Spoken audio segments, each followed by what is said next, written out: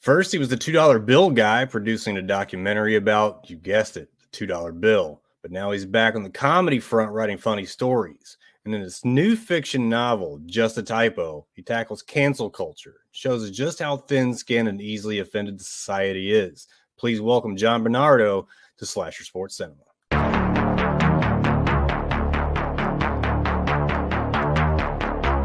They will say that I have shed innocent blood. What's blood for, if not for shedding? I'm my number one fan. We all go a little mad sometimes. God, it knows I'm here. They're coming to get you, Barbara.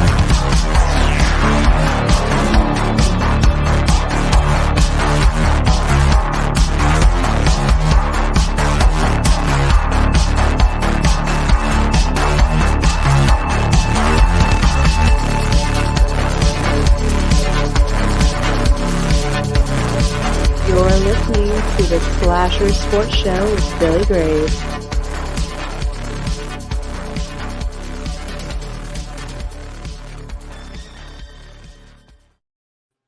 Johnny, welcome to the show. Hey, nice to meet you. Thanks for having me on. Thank you for giving me your time. You know, we had a couple of hiccups the first time around. There was a calendar snafu on my end, and you were a little under the weather. Hope you're doing better today. Yeah, much better. A little sniffly. I got the tissue box nearby, but hopefully you won't have to experience that during the show.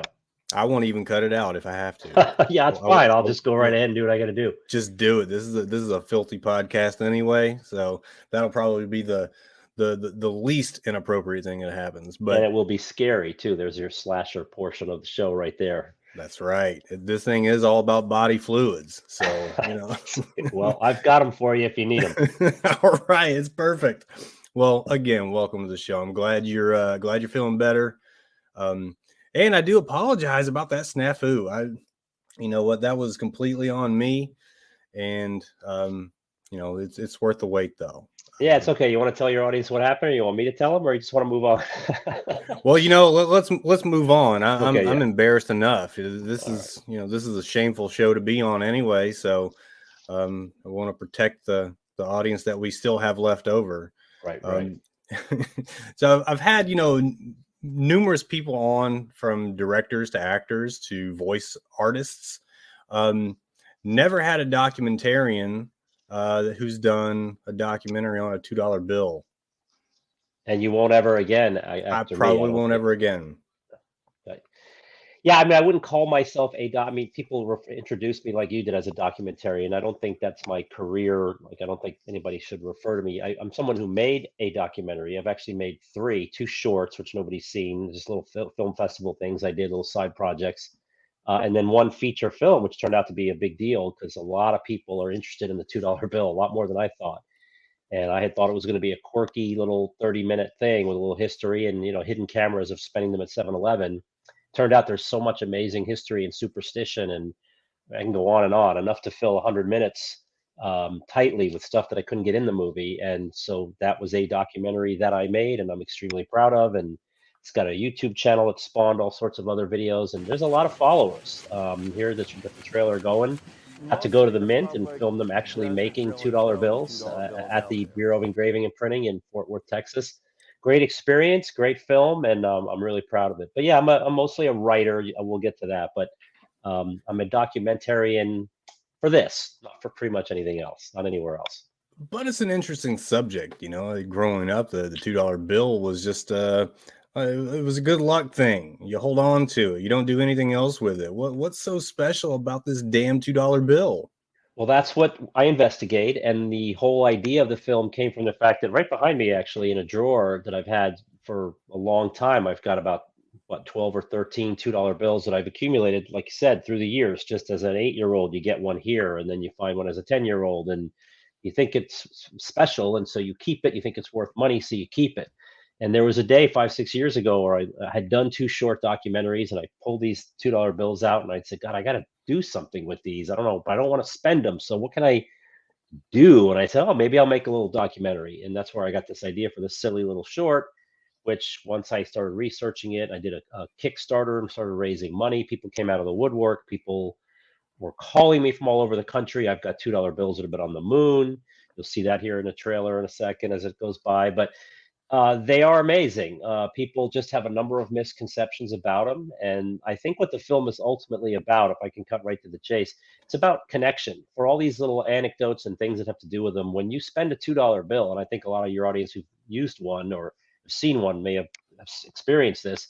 If you hand a cashier a $2 bill, there's something that happens between the two of you. They go, oh, a $2 bill, and it's different than handing them a 5 or a 10. It's a conversation piece. And then you're going to get remembered as the person that came into the store with $2 bills. And so, and I've made some great friends who are people in the film who I otherwise would never have known, and now are like close to me, but people I stay in touch with through the film because we have this unique bond of loving this bill. So families pass it down through generations. And so it has this level of connectivity and nostalgia that no other piece of currency has. And I think that's part of what makes it special. I could go on, and I do in the film, but that's the gist of it. And who did you talk to in this thing? Oh, I interviewed about 70 people. I mean, there were some people who just use them all the time, just regular users. I talked to people at the Bureau of Engraving and Printing where I filmed them making them. Talked to the gentleman who runs the website, Where's George? Which, if you know, it's the one that tracks dollar bills. You can stamp it and then you send it out and people log it in and you can see where your bill has gone. But they have a big $2 bill following there. Got the guy that had them on the moon, collectors that have these rare bills. There was a woman who lost her husband in 9/11 and they positively identified him by the $2 bills when they found the wallet. And talked to that woman, and that was a totally different kind of interview than other ones that I've done. It runs the gamut. I mean, I can't, not even scratching the surface of the 70 people that are in the film, but anybody who has a unique story about a $2 bill or a unique passion for it, or collects them or uses them a certain way, they're all in there. And that's why the movie is jam-packed, 100 minutes. And it was really hard to cut it down to 100 minutes. I had to leave some things out that I love. Those are now on YouTube as separate videos. But you'd be surprised. The word I tell people, if you watch the film, you'll be surprised. Let's put it that way. 100 minutes on a $2 bill. I never would have thunk it. Neither did I. And it's jam-packed. I mean, I will compliment myself. It's well edited. It's concise. It's compact. It flows very well. And it just goes from subject to subject. And there's a common story thread that goes through the whole thing. So it's not just anecdote after anecdote. Like I said, I'm really proud of it. I think if you or your audience takes a look at it, you will be surprised. And you will learn take something. a look at it. Yeah, you will definitely learn something. And you might even grow an appreciation that you'll start using them. Well, I am going to link that documentary into the episode bio here. So listeners, by all means, check it out. Yes, and you're right, though. The handing anybody in any service industry a $2 bill is going to result in a funny conversation. Some may even look at you like you're handing them Monopoly money. That happens. That's in the film too. Guaranteed. And I definitely wouldn't, tip a stripper with a $2 bill. Well, let me interrupt you there. You can watch the film on YouTube. The only thing you're missing if you watch the film on YouTube is there is a short sequence on strip clubs because they're extremely popular at strip clubs. There are some strip clubs that use them exclusively because if you're going to throw money on the stage and there are no $1 bills in the entire establishment and there are only twos, like a few places, girls are getting twice as much money. So I took that out of the YouTube version because I generate ad revenue and I would have lost my ad revenue if I've got content like that. Sure. But if you purchased it or watched it for, I think it's $2 on Amazon, watched it streaming, you'd see that scene. But if you watch it on YouTube, you won't see the stripper scene, but it is part of the $2 bill story. And they're used at several strip clubs across the country, one of which I visited, and it's a whole nother story in itself. It was a vegan strip club in Portland, Oregon. They serve a vegan strip club. They serve vegan food. I know I laugh every time I tell the story because I was in there like 4:00 before it got crowded so we could film and stage some stuff without a big crowd there. And they fed me, he'll get you some food. And they just brought out this whole veggie plate. How was that day shift crowd? There was nobody there, but at 8:00, when I hadn't left yet. At 8:00, we were still shooting interviews. The owner was late, and by 8:00 when I was leaving, it was jam-packed. I mean, jam-packed. I was almost scared because I have like $4,000 of equipment I'm toting around, and I got to call an Uber, and I'm like in this place that's packed and going crazy, like it's 1 a.m. It's 8 o'clock at night, and I have to get from here to there and go through all the entire crowd holding a camera and a tripod and 2 lights, girls walking around. I mean, it was I won't forget it anytime soon. It was a crazy scene at 8 o'clock at a strip club. And they won't forget you either, John. Yes, they if they even saw me, because they were all looking at the girl on the pole. as well they should. As You're well a they handsome devil, but there's no comparison to the girl on stage. No, definitely not. Even though I'm carrying expensive equipment, I'm fortunate that the girl distracted people from what otherwise could have been a mugging. But I got out of there okay. So YouTube would demonetize the video had you included that footage. They might have not demonetized it. They might have limited the monetization, because the quote would be, some advertisers do not want to attach themselves to this content, even though it's Sure. 2.5 minutes out of 100. It's still there. So I just figured, let's just be safe. Let's just get it out of there. I put the film up on YouTube over COVID. I figured now everybody's stuck at home, they can go watch a film, and it's worked out. I mean, monetization wise, it's done very well for me on YouTube. Well, I'm glad. Mostly because it's so long and there's like 6 ads throughout, and it makes a lot more money than the 5-minute videos, which you get 1 ad. This one is kind of interrupted annoyingly by ads, but it works. Sure, you could throw in the fact that there are 6 ads in there, but you have to make it through those 6 ads in order to see all the content and get that revenue, right? So people are sticking around for that video. Yeah, and the average runtime is a little short of half the film, but that's average. That means somebody watches the whole film, and then somebody maybe after 10 minutes decides they don't want to watch anymore. The ad, they decide to go turn it off. But it's all good, no complaints. Again, it's I'm getting a lot of eyeballs on it. That's all we want as filmmakers, is for people to see the film, and especially this one, because it's an education. I mean, I $2 bills are not rare. They're a regular part of currency. They have this connective bond, and I think people should use them. So it's my way of telling people that, and so the more people that watch it, the more the message gets out there too. It's not just about watching my work; it's the message. Sure, you make the message important, and they will come. Build it, and they'll come. Yep, exactly. Fantastic job, though, John. But we talk about the possible limiting of monetization on YouTube, and at least they're not going to cancel you for it. No, they're not going to cancel me. No, nice segue, by the way. I like that. But they're not going to cancel me anytime soon. Maybe someday. It was the vegans that really put it in mind, because that's right. There seems like, I'm not saying it's causation, but it's definitely correlation with certain groups and cancellation of whomever the enemy may be. John, when did we get so thin-skinned? I think we've been that way for a while, because I got the idea to write the book and now that we have switched topics, for those that don't know, I have written a book about cancel culture, comedic humor novel that riffs on celebrity and cancel culture. And I think as I was writing it, there you go. We should let that run. Wait, turned his life upside down. Yeah, let's take a look at now, this. Insulted citizens are calling for his head. His career's been canceled, and he'll be spending a little time behind bars. And this is a fictional story. Can celebrity Mo Riverlake get his life back? Based on a true story. Find out in the new humor novel, Just a Typo, from author John Bennardo. Yeah, the irony of that is on Amazon. It's fiction, but it's entirely plausible. And I think that's what makes it so enjoyable for people, because you can almost see it happening. A celebrity, B-level celebrity game show host sends out a tweet in support of the LGBTQ community. Something happens in the Supreme Court. And I can tell, I'm not giving much away here. He intends to say some LGBTQ rights were taken away. And so he intends to be sensitive and say, we should all have our flags at half-mast today. And he has a typo. His thumb misses the L. So instead of saying we should all have our flags at half-mast today, he says we should all have our fags at half-mast today.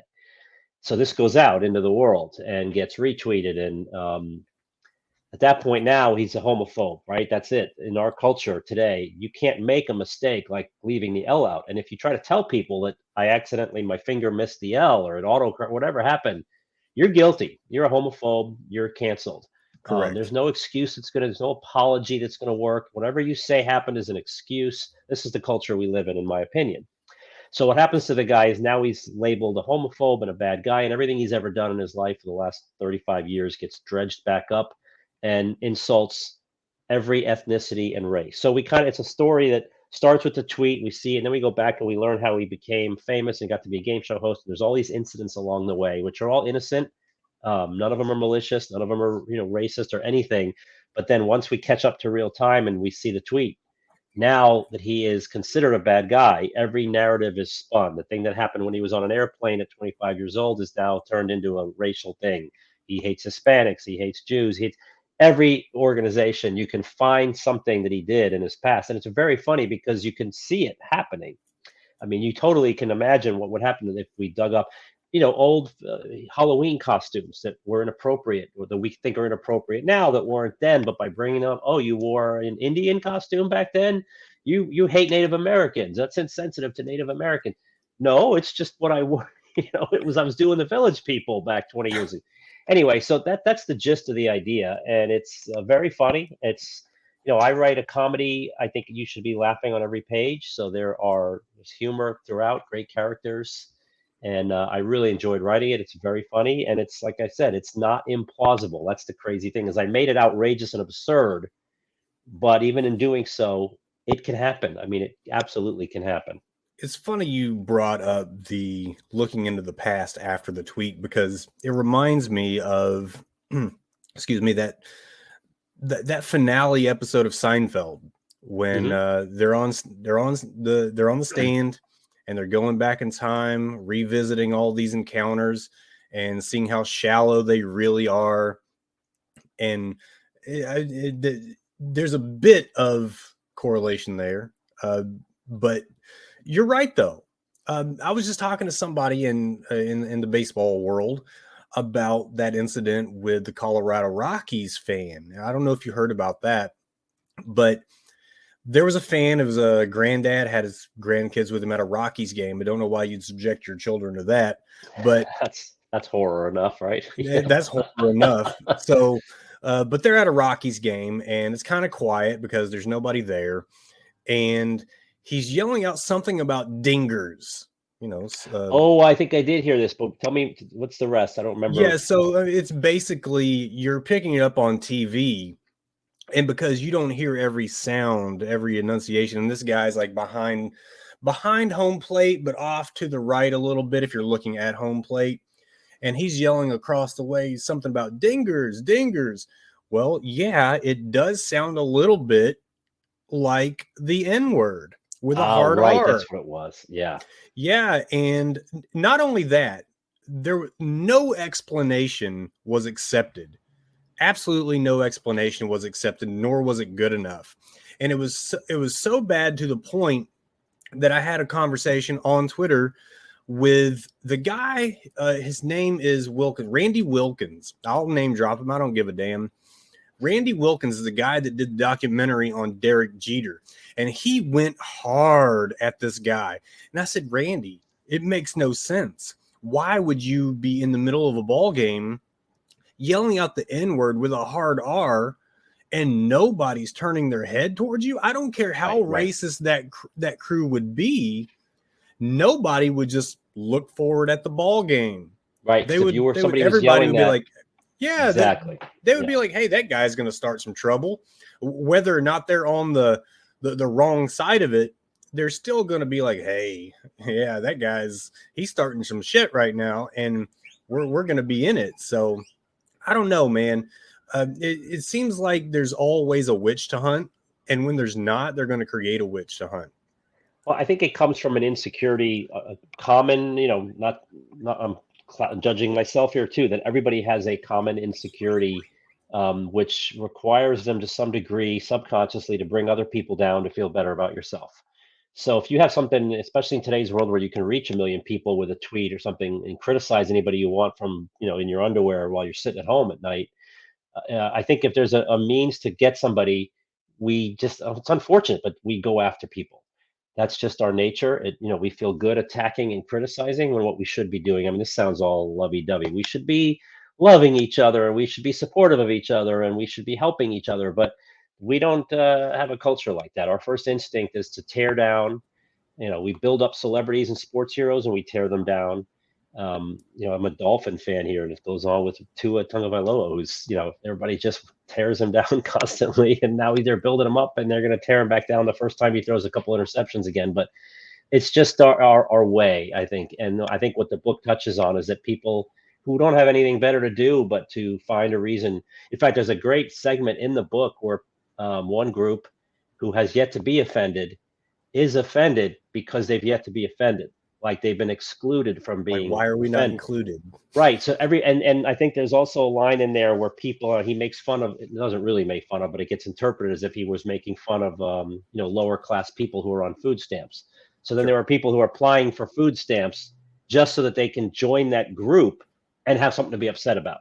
And that kind of thing makes me laugh when I put it in the book, because I think that's our culture. Like, it's not. I'm gonna go get food stamps so that I can be part of this group that he makes fun of, and then I can be angry. I have a reason I can be angry. I can't right now, but if I go get food stamps, I can be in this lower class of people that he's criticizing, and then I can be angry. So that's where I believe people are, is where everybody wants to bring down, criticize, nail to the cross, and what have you. And they want to be part of a tribe. Exactly. Yeah, that's a big part of it. If the tribe is doing it, they want to. Yeah, it's tribal politics, identity politics. But the thing about, getting food stamps just so they could be offended by something, that's not so absurd. No, and that's the point I was making earlier, is that it could happen. I mean, I could almost see it happening. I could almost see somebody who's a borderline away from food stamps. I collected, I got them once, so maybe I'll get them back again, and then I can say, look, these are my food stamps. Are you making fun of me? So that's how it works. Well, people invent afflictions every day to be part of that online social media tribe, and be part of that marginalized group. And a lot of times it's an invisible affliction. Right. Because then you don't have to really prove it. Right. So I'm not wrong. What I'm writing is just, it's my view of society, and people might disagree with it. But they will. It's my book. You want to be angry with me, you can be angry with me, you can take issue with me, but this is my belief. This is what I put into these characters in this story. And I think if it's done with a grain of salt. It's fun. It's not supposed to be it is a social commentary, but it's a satire. Sure. It's not to be taken seriously. Like I said, it is possible this could happen, but doesn't mean I think it would. And I certainly hope, for this character's sake, it never happened to anybody else. But it's just a good time. It's a great read, fun read. And the audiobook is out now. That got finished in the last couple of weeks. So if you prefer, who narrated it? I found a guy. It's a not local. He's actually a nationally syndicated radio DJ based in New York. He had a show that was on a local station here. They ended up getting fired, actually, and now they're on their own podcast because they wouldn't do. The reason why they got fired is it's an instance of just they shouldn't have got fired. That's a whole nother story. Well, but they canceled them is what happened. Yeah, well, they didn't want to adhere to some silly request or something. I think they had done a podcast on their own, and they ran it over Thanksgiving, and then they were not allowed to do their shtick anywhere else but on that show. So borderline copyright type thing. Yeah, you can't do that. This is we own the property of whatever you do on the show. So if you take your show to what's the Patreon, if you do a Patreon show for paid subscribers, you're basically doing what we're trying to do, and they got fired. Anyway, so then they started their own podcast, which they already were doing on Patreon. I heard him in the car one day driving to work, and I was looking for an audio narrator. I had this segment. He said, I would love to be an audiobook narrator. And I was like, wow, ding, because his voice was perfect, and he played dumb really well when he did certain bits. So he had that nice balance of understanding sarcasm and humor. And long story short, I texted the show, and I said, hey, I heard you want to be an audiobook narrator. I have a book. I'm looking for a narrator. And he came on board and did it. He did a really good job. Well, I feel like a lot of times that this is all like attention starvation because it's so selective, and it really depends on who's making the joke. But I think the Will Smith situation really set comedy back, or at least tried to, with this issue with Chris Rock. It created this narrative that there's a subset or protected community. If the population, you best not mess with. And I'm not really down with that. Like, nothing is sacred in comedy. And I was told that by very few good friends. Of course, they're in comedy. So, really benefits them for that to be true. But jokes are jokes. And, a big problem I had was that Chris Rock can't make fun of Jada, but a comic like Zhao Ying Summers on 9/11 can make 9/11 jokes. Someone who immigrated to the United States, wasn't even born here, but immigrated, and she is more than welcome. I love the fact that she's here. My child's mom immigrated here. So I've never voted conservatively in my life. I don't want to argue that. I don't want to argue politics, but just to let you know where I'm coming from. I'm not one of those, build the wall people. I'm, tear down the wall kind of a guy, but she sat on these 9/11 jokes all year long and, strategically dropped the joke on the anniversary of the attack. And it's applauded and laughed at, like on the very day those buildings fell. And I think Zhao Ying is a hilarious lady. I love hearing her comedy, but I thought that when she made that joke, like what a backwards thing we have going on here. Like a man cracks a joke on one woman for having short hair, and like he gets a lot of his own demographic turning against him. But thousands of people who are no longer with us get joked on by someone who sought out the United States to live in. So that it's just wild stuff to me, John. Like, why is this outrage so selective? Well, I think, I don't even think that what Chris Rock said about Jada is bad. I mean, it never crossed my mind that, oh my goodness, that you crossed the line. That's just a husband reacting, a husband who was already losing his wife. They were up, he just decided at that moment for whatever reason that he had to be a man and show her something. I think he was it's the look that she gave him too. Yeah, like he was laughing at first, and then exactly. He looks over at her and she's and then he gets up and says, "Nah, I'm not going home to this." Funny, it was funny. I mean, it's it's not even. So you have short hair and you do look like it was a dated joke though. Like who really remembers G.I. Jane other than Demi Moore fans? But still, I remember the film. I mean, I never even saw it, but I remember I didn't think that was that bad. No, it was and not. I'm one of these bad. people. I like to push the envelope. I mean, I go for it. You would just. In fact, it's funny when you were talking. Jeff Zucker, I believe it was Jeff Zucker, because there were two Zuckers, the guys that made the movie Airplane.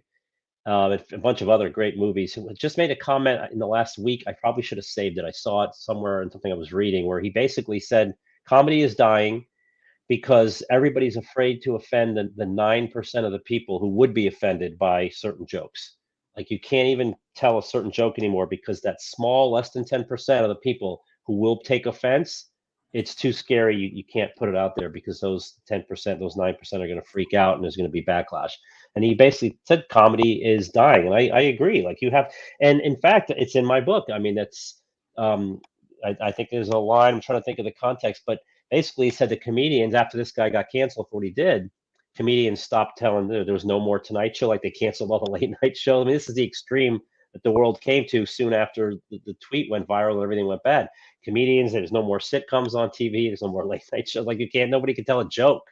And that's the extreme, but it's entirely plausible. I mean, if you're not allowed to tell a joke because you might offend somebody sitting in Missouri who's just doesn't have a sense of humor, where are we? I mean, you can't make a joke. I mean, like Mel Brooks wouldn't have a career. Like I know you're going to talk about movies that can or couldn't be. Mel Brooks always comes to mind because, for Christ's sake, he did Springtime for Hitler in The Producers. Could you imagine if he tried to put that on an audience today? The guy would be so canceled. First of all, it wouldn't get made. Second of all, if it did squeak it through the system, even if it went viral on YouTube or some private channel, he would be so destroyed. And all of Mel Brooks's humor is insensitive, but it's absolute not genius. Because it's not insensitive in my opinion because it's funny and everybody knows he's not a racist. I mean, he makes fun of Jewish people. He's Jewish. I think it's hypersensitive. If anything, it's that's the kind of awareness you want.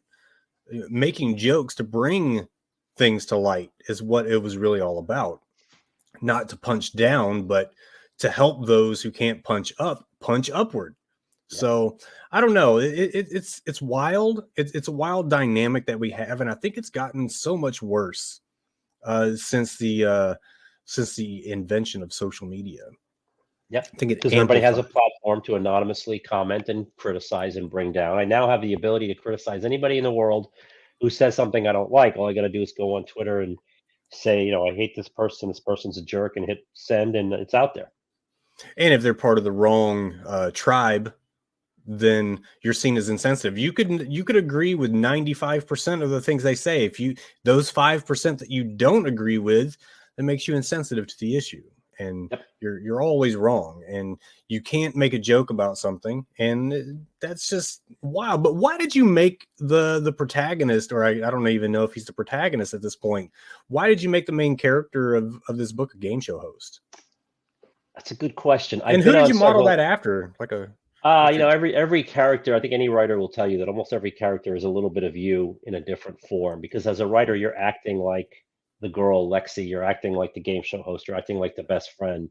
So you put yourself into it some way. In fact, there were qualities that I wanted to put into the main character that I couldn't fit into the main character, so I gave them to another character. Like if you read the book, Lexi, the girl, the co-host of the show, she's a total grammar Nazi.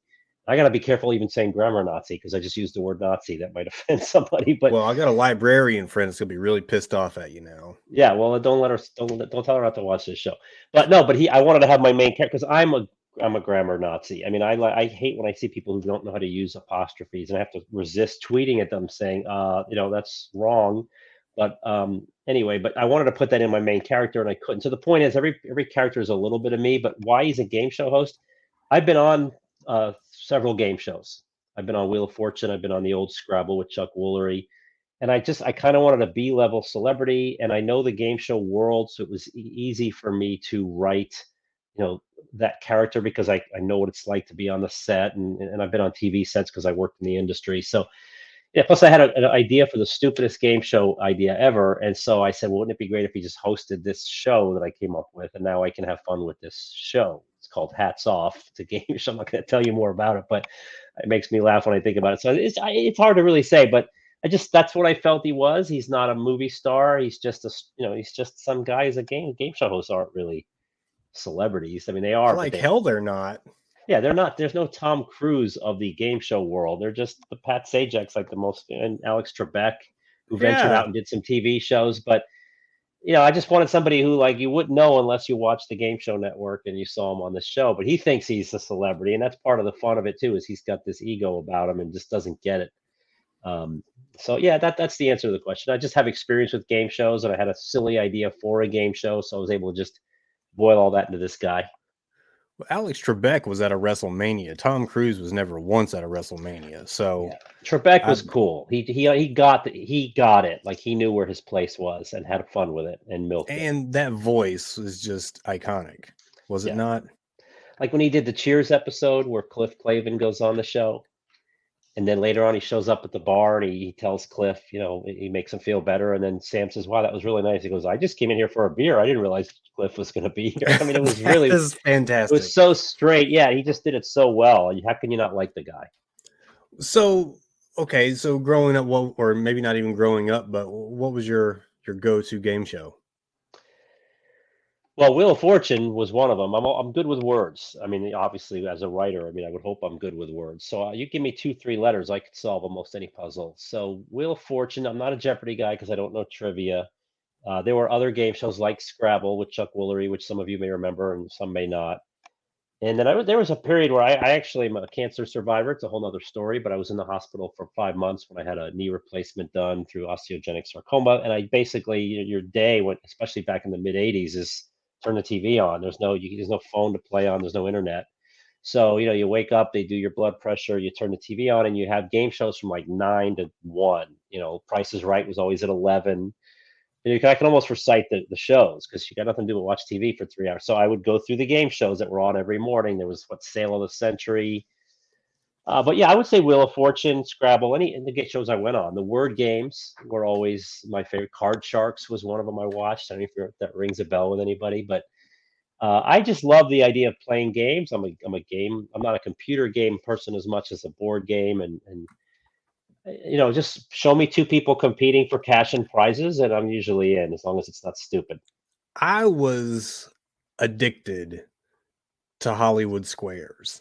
Yeah, but the problem with that one is, like, I would never go on that show because what's the skill set? Just you have to hope you can be smart enough to agree or disagree. Like, I know I can solve a puzzle with a couple of letters. I can beat the people that are next to me. I have no idea if I go on Hollywood Squares what they're going to ask me. I don't know how you even prepare for that show. I mean, how I do you don't think prepare? you do. I think you No, just you just hope the show up. celebrities aren't, blowing smoke up your ass. But Gilbert Godfrey, Louis Anderson, Joan Rivers. I Yeah. don't care what anybody says. Joan Rivers would slay today's female comedians. Just joke for joke. Yep. There was a time where she, and actually Whoopi Goldberg too, when she was a stand-up That's right. comic. She was on that. You look at those. What was that giant convention they had? Not Live Aid. What was the Comic Relief? Comic Relief. Yeah, with Com- Whoopi Goldberg, Robin Williams, and Billy Billy Crystal. Like that whole troop of guys, that was elite level comedy. And like you would see a lot of those guys on Hollywood Squares, and it was just amazing. Yeah. As a child, listen, I was born in '82. Okay, so that's there's probably at least 5 years between us. Well, I've got a little more than that, and I remember the days. We're gonna say You know 5. who Paul Lynn. You know who Paul Lynn is? Yeah. Paul Lynn used to be the center square all the time, or at least not the center square. He was a given. He was the funniest guy on the show, and people would just go to his square right away. And he had the funniest answer. You could YouTube, you could type Paul Lynn Hollywood Squares, and you'll get all his answer. Which is what's great about nostalgia. You can go back and watch those shows. It's funny you say that because I do YouTube Hollywood Squares episodes. Okay. Because to me, there's no better version of comedy than ad-lib comedy.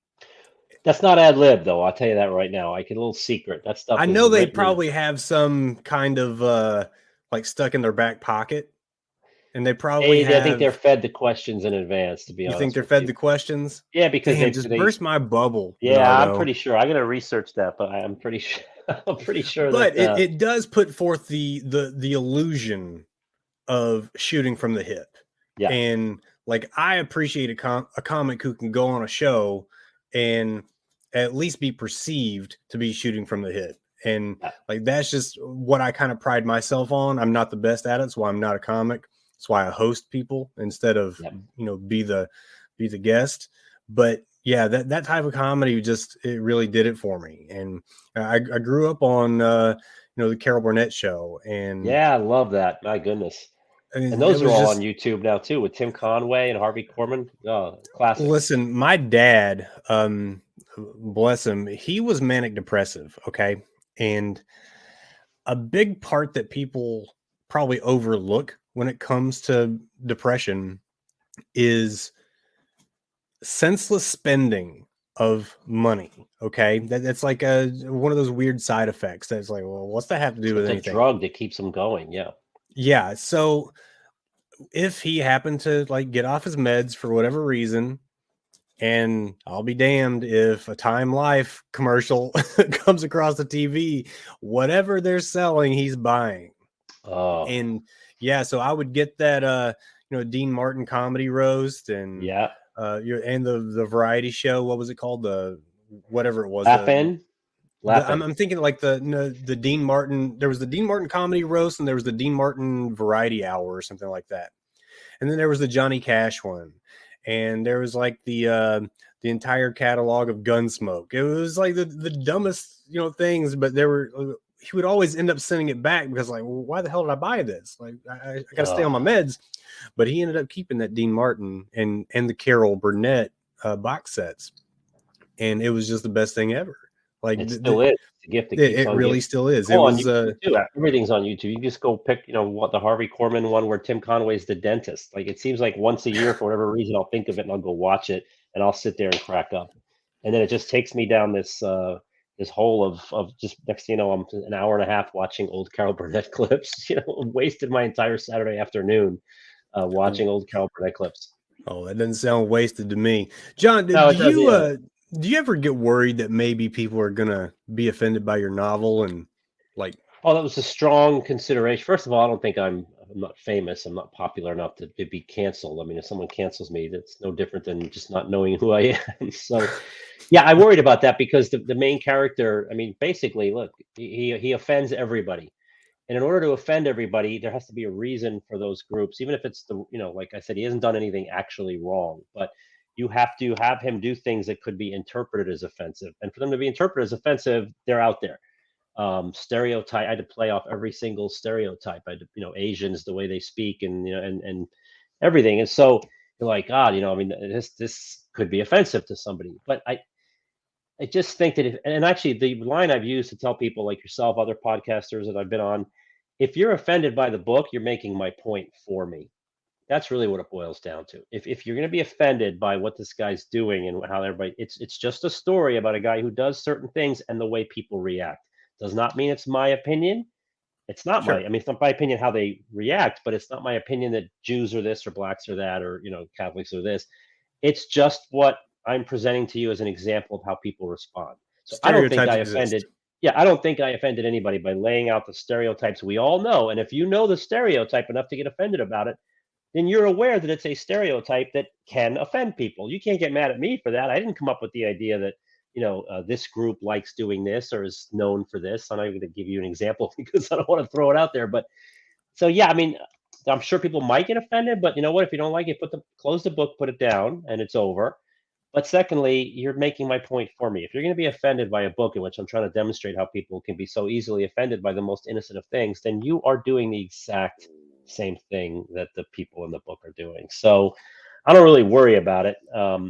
Like I said, if this was my 12th book and I was a Stephen King and I wrote a book about offending people and now I have 5 million readers who are going to read it and maybe get upset, maybe I would have thought twice about it. But I'm not there, so I'm just going to make you laugh. I mean, open the book and be ready to laugh on every page. And I hope that people do. And I know they will if they read it, but that's the goal. Read it, have fun with it, and you know that you got a big kick out of it.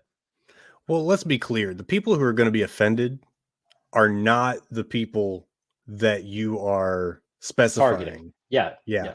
It's not going to be those people. It's going to be the people who are offended by everything or some sort of social influencer with a platform that revolves around being offended by things.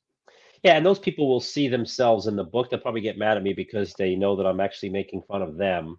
And that's why they would be offended, maybe, because I'm showing what you are like because you get so easily offended. So if you're going to read the book and say, hey, that's kind of what I do, he's making fun of that.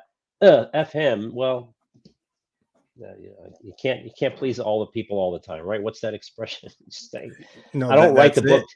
I write the book to make people laugh, to make me laugh. Actually, it's this great thing for me to write a book that I'm laughing at, but I want to make people laugh. If you don't like me, I can only control so much. I'll never make everybody in the world like me. You have people watching this show. Some of your audience may like me. Some of your audience may think I'm an obnoxious jerk at this point. I don't know. I can't control it. All I can do is be me and let the chips fall where they may. Well, John, I like you. Okay. Thanks. Billy. I like you that's too. really all that matters here. But before we get out of here, John, let's run down a list real quick. Yeah. I want to think about some of my favorite horror flicks. Okay, because that's what we're here for, horror. Yeah. And I wonder, could these flicks have been made today? And like, listen, the first one on the list is not a horror flick, but it is one I was curious about your opinion. All right, could these movies be made today? One, Blazing Saddles. I think people have lost sight, and I don't remember when it happened, but they've lost sight of what the word irreverent means. Okay, and we're very aware the main characters are dirtbags, but that doesn't mean we can't like shake our heads and laugh, nor does it mean like we support the things happening in the film. To happen in real life, much less. Is the delivery that's funny, and 100% of Blazing Saddles is freaking hilarious. Yeah. They wouldn't make it today. Couldn't make it today because the race thing, the whole black sheriff, no way you get away with that. No way you get away with that. The only thing I can think of that makes this work is the fact that Richard Pryor was a co-writer. Doesn't matter. I don't think people rationalize. It's the characters on the TV, where, right? They welcome our new, they starts to say the N-word and cuts that right there is going to get cut out of the movie. I mean, it's just not going to, and if it stays in the movie, someone's going to be offended that you went, because you're referring to that person, that the way the town perceives the guy is that he can't do the job because he's black, even though it's the 1800s and we've never had a black sheriff before. And that's exactly how it would have gone, albeit, irreverently. no, it wouldn't pass. We're too sensitive. So my answer is no. And there's too many other scenes. There's too much racial overtones in that film that it would. And that's we talked about Mel Brooks earlier. I don't think a lot of Mel Brooks's comedy, as much as you and I like it, works today. I think there's going to be people banging on his door ready to cancel him if that movie came out today. So no. Sleepaway Camp. All right. It really toys with the Venn diagram of transgender people and insane people. And that's where you find Angela, the main character, who is, both. But again, I don't think in 2023 you can vilify a transgender individual without there being another transgender individual who is a hero in the same story. As soon as this film hits theaters, there'd be outrage and anybody involved would be canceled, I think. It doesn't get made either. That's a good point. Now, it's a movie I actually, full disclosure for the audience, I have notes. You sent me these movies in advance so we could discuss them. And some of them I hadn't seen or didn't remember, or I just didn't remember much about. So I took a few notes so I could answer your questions intelligently. And I have not seen Sleepaway Camp, but I did read up on it. I did not know the transgender issue was there. All I saw was that, people go away to this camp and they don't come back. And for what I gathered from the film, I'd say you're sure you can make that today. Because it's no different than any other horror movie. People show up somewhere and they die. I didn't get so my bad on that. No. It's not even revealed until the final seconds. Oh, is that? Oh, because that's why I didn't know it, because I didn't see it. It says there's this big twist at the end. Right, so I don't right. Even know it's a huge twist because she's a little quiet girl at camp, and she's bullied, and people just start getting picked off left and right. And she and her cousin are there, and he's always taken up for her. And they kind of play some camera tricks, and like the silhouette of the killer looks a lot like the cousin, not her. Oh, interesting. Okay. Yeah, and then at the end, there's a boy who likes her, and like she wants to meet him down at the beach, and so they could, like look at the waves or whatever in the stars. And when they approach them, like she's rubbing his head, like it's in her lap. And yeah, his head is in her lap. Like the torso is like over there somewhere, but his head is in her lap, and she's like rubbing it. She stands up, and like it's a boy's body with the penis and her face, and like there's this iconic look on like her face, like mouth wide open. She's insane, and she's completely snapped. And of course, Angela having a penis means a few things that we saw earlier in the cold open, but you just can't vilify a transgender individual in 2022 or 2023. They would remake it, but they would change the ending. There you go. Cannibal Holocaust, John. This is probably one I'd be fine with not being made ever. Okay, this is when the documentary crew disappears when they're hunting the cannibals, and then another crew goes out and finds the footage and looks at the two reels. In fact, I think they duped the audience. They told the actors, if I'm not mistaken, to disappear for a year so they could actually make people believe that the documentary crew was dead. Like it was. And then the director get like accused of murder, and he had to like find the actors and have them come back early to show up in court to prove they weren't murdered, right? Exactly. But here's the thing. Like all that could still probably happen. However, that'd probably be a great social media trick. It would be. I think it would be great, but we got to keep that guy out of jail, whatever we do. But it's the fact that the animal harm in the film was actually legit. Okay, animals were brought to filming and they were killed for no other reason than the shock value for the film. And the director of the film, again, you said he was put on trial for murder because people were so convinced. And I think the animal killings probably contributed to the fact that people believed the human killings were real. Because if he's going to do one, he's going to do the other. Exactly. Yeah. His name is Ruggero Deodato, okay, the director. He had to know that was coming. So, law officials had to dig up those people, like you said, and, say, hey, we're not dead. I mean, genius. But, the animal murder, makes none of it worth it to me. It is a highly controversial, but also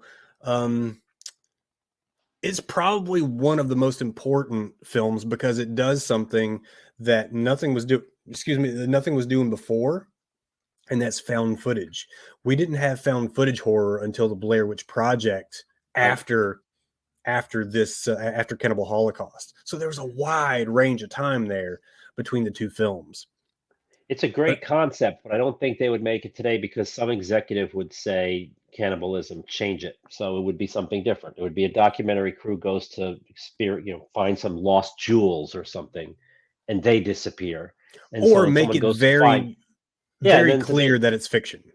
Yeah, well, but I don't even think. I just think people wouldn't go there. I just think people are not going to cannibalism. Just they go to find that. This is how shallow the studio executives are. They're hunting for a lost gem, and they disappear. And then when the crew shows up to look for them, they encounter either a tribe. It wouldn't even be a tribe because that could be offensive. It would be another group who got in there first. Native countrymen, and battle ensues. And then the whole thing. The next thing they have an action ending, and you'd be satisfying the action crowd and the horror. That's it would, and it would be trash. So And yeah, if they they would. did find a tribe, like all the guys would be just chiseled and the girls would be hot and Right, like and there'd be a I'm pretty sure soundtrack. Zac Efron would play one of them. I don't That's know. right. There'd be a I big don't know. soundtrack. Right, Yeah. exactly. So all Rihanna right, would last be one. singing the lead. Oh God. Yeah. Last one. No, Danger, Children at Play. I always mix up these titles. Beware Isn't it Children. Beware Children of Play? Is it Beware or is it I think it's Danger? well. You told me Beware. I looked it up, and it is Beware. But whatever, it's all good. I always Uh, screw it up. It's one of the two. It's like when I mix up The Cult and The Cure. I don't know. yeah, But that's a good yeah, one. right up front, Children at Play is a pile of shit movie, John. Okay. It Yeah, really is. There's not a single redeeming quality about it. The sole reason to watch it is the same reason it wouldn't get made today, I think. It happens in the last moments of the film, and like to set some backstory, all the children in town have turned into cold-blooded killers, not unlike Children of the Corn. yeah, But the adults form a mob. They storm the kids, and they kill the and kids. what we get is the biggest child massacre I think I've ever seen outside of War Casualty. Yeah, And like the which kill means scenes no. aren't for the faint of heart, John. They're not. They're gruesome and they're poorly done. Very And they're poorly so done. poorly. Well, they're so poorly done in this film that they only appeal. I mean, I was laughing at the trailer because you could know how special effects are done today and how they had to do them back then, and they're just so cheesy that they're almost funny. You want to watch it for the humor content. But yeah, killing kids, even if they're psychopathic, stealing kids, brainwashing kids, none of that stuff flies today, especially with the sex trade. You can't. I mean, you can do it in Taken with Liam Neeson. You can do it in what Ransom with Mel Gibson. Give me back my son. That's about as far as you can go with kidnapping a kid. If only if there's a hero going to get him back, and they're going to love each other and hug each other at the end of the film. But kids getting brainwashed and turning into psychopathic killers who then get maimed and killed later on. No, And they are no. completely maimed, John. There's Yeah, an impalement by a pitchfork. I saw it in the trailer, right? And the axe to the back, and like the one kid in the Yankees ball cap gets his head exploded, and he might have deserved it, John. I don't know.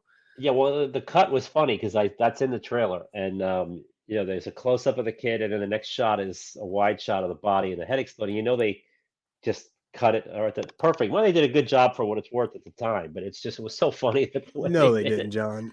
You No, cut to the they wide didn't. shot, and they blew up a fake head and a fake body, and it just looked, it's okay. Well, did they get away with it? I guess maybe at the time, but At the I know time. how they did it. Everybody knows how they did it, and it's just so they must have And it was an time. indie film. Like no big studio handled Right, this. exactly. So It's a bunch of guys setting up a dummy and dressing him up and blowing up a head and cracking up and making it work the best they could and putting it out well, there, hoping they can well, get a cheap scare.